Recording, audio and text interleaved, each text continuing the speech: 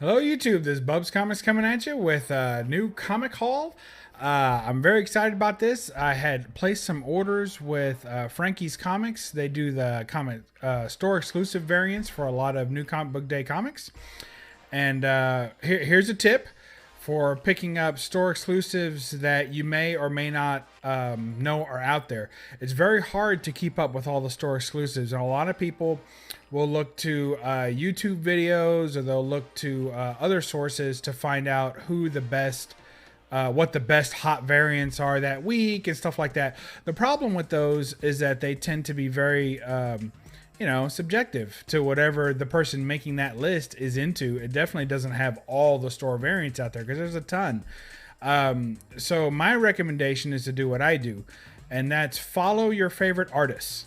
So if you have an artist that you're really keen on, look them up on Instagram, look them up on Facebook, whatever social media you have, maybe even YouTube, although probably not likely. Find the artist that you like and follow them. Probably on Instagram is the best way I've found. And when you follow those artists on Instagram, often they'll say, okay, getting my store exclusive cover ready. They may show you a preliminary of the cover. Usually when the cover's finished, they'll show the cover even before it's available for sale. And then they'll tell you, a lot of times they'll link the website to the store exclusive or the store that's going to have the exclusive. So it's a great way to track down the comics that you're probably going to buy anyway. The way I look at it is one of my favorite artists did an exclusive cover of a character that I really like. A lot of times they're pinup covers, you know. If they did an exclusive cover of a character that I really like, it's great to be able to know that it's coming before it comes so that you can get the regular price, if you will. Now, I'm not a big slab guy. I have some slabs, obviously. I purchase some slabs and I buy a lot of raw books. But when it comes down to it, there is often a time that I do not want to go out and just spend $75 because something happens to be a 9.6 even of a slab of a brand new book. To me, that's excessive when I can spend, sometimes these variants are $15 for a variant. That's totally worth it to me. And as soon as they hit and go on eBay, so usually it'll be like 1,000 or 2,000 of these. Well, as soon as they hit and go on eBay, you end up spending double or triple that. They can be anywhere from 30 for the same $15 book. You can spend 30 or 45 bucks for a raw copy just because there's a limited number. So if there's an artist that you like, follow them on Instagram or any social media that you can, and they'll usually alert you to what they're doing and when it's coming out and where you can go to get it. The best way to scoop up these exclusive variants, that's my tip for you today. And to prove that it works, here's my exclusive variant that I picked up. One of the artists that I follow is Adam Hughes. You guys know I'm a big Adam Hughes fan on this channel. And I picked up this SpiderWoman #1 Adam Hughes variant. And I think it's fantastic. Absolutely love it. Check that out. Here's an up close. Great detail. Some people have fussed about that one kind of lock of hair going up above her chin. Doesn't bother me at all. To me, it just shows action, that she wasn't just standing still for the picture. She's using her fire beams out of her hand there. Very cool. I love, my favorite part about this, and some people always want to put it like this, but clearly it's not that. So you have to remember Spider-Woman so she can defy a little bit of gravity. And I love the ab crunch. Check that out. You see the water that he put on that? She's wet everywhere. So she has water all over. It's in the rain. The scene's happening in the rain. But that ab crunch is so legit. It's totally real to me to see that little ab wrinkle. I think it was a great touch to put a kind of a waist on her. It's absolutely fantastic. I really love it. It was like, I think it was maybe 15 or 20 bucks. Not bad at all. And usually a lot of times these store exclusives, you can get they'll give you the Virgin variant in a package with the regular comic. That's a win right there. So in this case, I couldn't pass this up. And usually they'll give you a fair shipping, anywhere from $5 to $10 for shipping, but you can bundle more books in there, of course. And it's just priority from a lot of these places. So really hard to beat that. I absolutely love Spider-Woman, as you can see. I have a nice little Spider-Woman display, and she is definitely one of my favorite characters, hands down. Love, love, love the way she looks. So there you go, Spider-Woman #1, the Adam Hughes variant. This one came from Frankie's Comics, but again, and I'm going to stress this, you will learn the comic shops that do exclusives. Actually, Frankie's Comics isn't even a real comic shop. It's just like someone who orders exclusives and deals in exclusive variants and in modern variants. But in any case, you can go to those sites directly, and once you sign up, you'll be on their email list. So you'll find lots of other great artists and variants that are out there. But I'm telling you, if there's an artist you love and you know that 3 months from now you're going to be kicking yourself because you didn't buy that variant or you didn't have it available in your shop, follow the artist, find out what they're working on, and buy it. You know, the first batch, the one of 1,000. Buy that book instead of waiting for them to hit the secondary market and paying 3 times what you would have paid for it otherwise. That's my advice. Next up, we have Spider-Woman, the Art Germ variant. Didn't know. I got this on pre-order. Didn't know if I was going to get this one or not, but turned out pretty good. I went ahead and plunked the money on it. It's not my favorite version of this, but of all of them, I thought it was decent at least.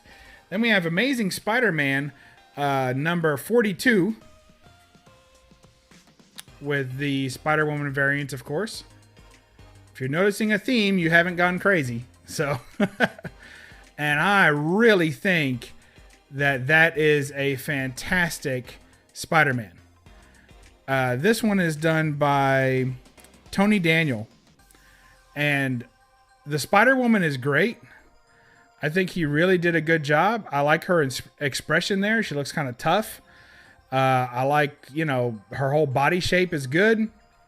I like what he did with her hands. But that Spider-Man is fantastic.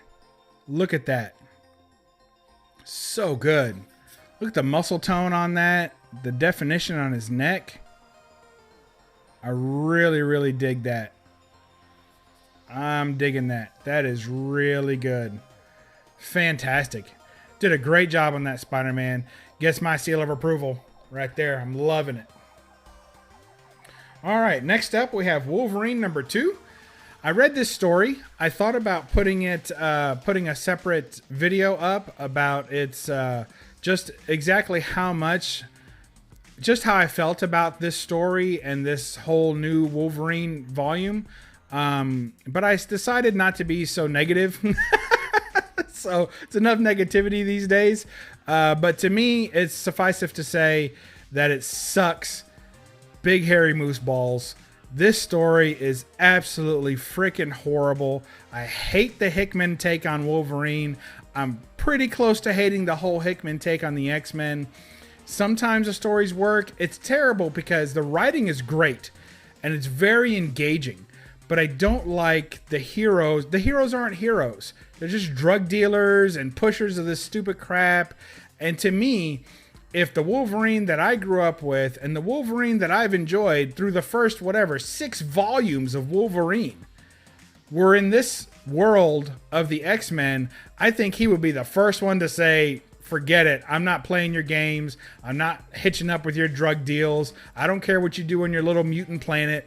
I'm out of here. And I think he would be gone, and he would be perfect to have off doing side missions. And Hickman can still write it because, the writing is absolutely fantastic. There's no doubt about it. These books are well written. The stories are well crafted. I just don't like the stories. So, but it's not because of quality issue. It's just because they're not the characters that I enjoy. And I think he took all the heroes and made them drug dealers and goats. And I'm just not a fan of that.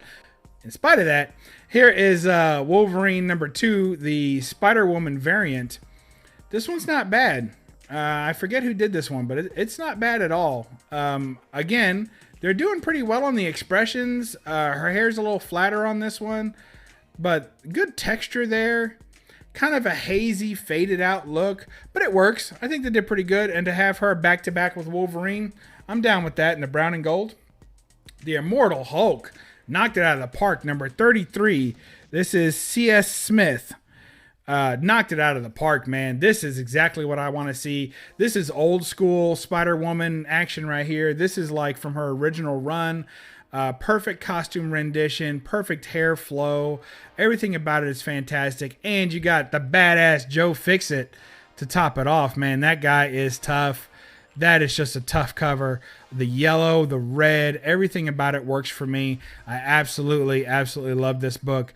And this is just a regular, priced variant. So you can't beat that. I love it.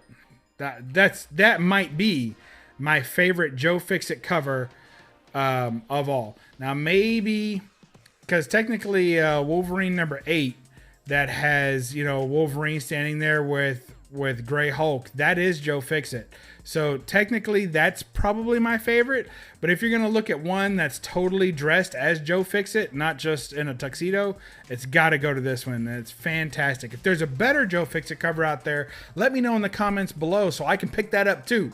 As you know, I love that kind of stuff. All right, next up, we got Spider-Woman number 1, the J. Scott Campbell variant. And you say, Bub, I didn't think you liked J. Scott Campbell. Here's the deal. I don't love J. Scott Campbell. I like his style, but sometimes I think it's misused and it's terrible, and sometimes I think it works. This book was free with purchase of my Adam Hughes variant. So that's how I ended up. I did not pre-order this book. I didn't put it on my want list. I wasn't going to pick it up, but getting it free, and I got to say, getting it in hand, it's not bad. I mean, of course, J. Scott Campbell, he takes a character and he just turns him into silly putty and pours him down off a spout, but it works. It's not terrible. I've certainly seen him do worse. She has normal form. I've noticed that whenever he's forced to draw a mask on a woman, he does a better nose than he usually does. So that's good. I like her little whatever navel there. The outfit has some good detail. The legs are long as usual, but at least he didn't she'd be that tall. It'd be a little ridiculous, but it's not bad. So there you go. J. Scott Campbell making it into the collection again. How does he keep doing it? So anyway, that's all I've got for you today.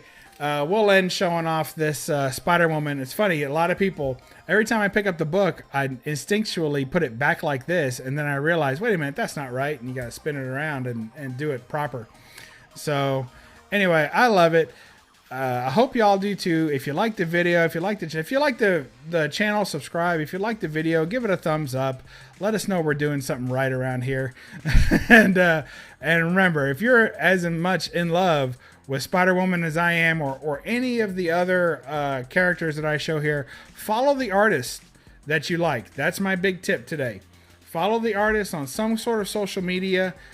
Be prepared for some political stuff you may not agree with and other things that they get into, but that's the best way to know where the art's going, what they're doing, if you even like it, where it's going to be available, and be on the first group of people to buy it so you can pay the lowest price, which is what I'm all about. All right, guys, I hope you enjoyed that, and we'll catch you next time on BUB'S Comics. And remember, read a comic and don't apologize for the glare. Bye-bye.